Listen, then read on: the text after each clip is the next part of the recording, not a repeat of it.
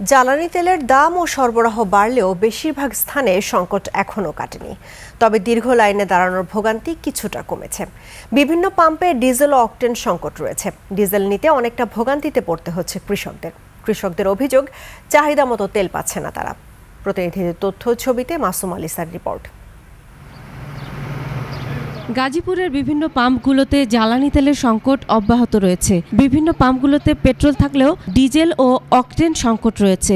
সকালে বিভিন্ন পাম্পে তেলের জন্য বাস, ট্রাক ও মোটরসাইকেল আরোহীদের লম্বা লাইন রয়েছে। সকাল থেকে 4টা পাম্প ঘুরছি, কোথাও তেল নেই। এখানে আসছি, তেল আছে এখানে।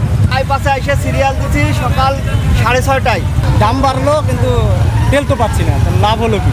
ময়মনসিংহে বৈরী আবহাওয়ার মধ্যেও পাম্পগুলোতে দীর্ঘ লাইন। তেল না পেয়ে জেলা সদরের জিগারকান্দায় এক পাম্পের চালক ও মালিক পক্ষের মধ্যে মারামারিতে 2 জন আহত হয়েছে।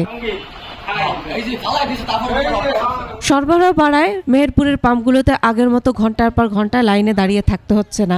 এদিকে গ্রাম এলাকার লাইসেন্সধারী ব্যবসায়ীদের কাছে তেল সরবরাহ করার কারণে আগের তুলনায় পাম্পে ভিড় কমেছে কৃষকদের। এই জেলায় চাষাবাদের জন্য ডিজেল চালিত সেচ যন্ত্র রয়েছে 30,700টি। নড়াইলে সরবরাহ বাড়ায় পাম্পগুলোতে আগের মতো দীর্ঘ লাইন নেই। তবে ডিজেল পেতে ভোগান্তিতে পড়তে হচ্ছে কৃষকদের।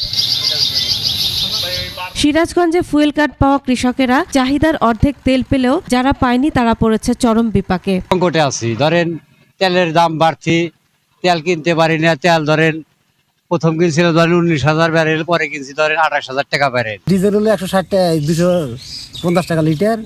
এই পেট্রোল আর হলো ডিজেল হলো 160 টাকা লিটার। তা পাওয়া যায় না, একদিন বাড়ি 3 দিন পাওয়া যায় না। চট্টগ্রামের পেট্রোল পাম্পগুলোতে ধীরে ধীরে জ্বালানি তেল সরবরাহ স্বাভাবিক হচ্ছে।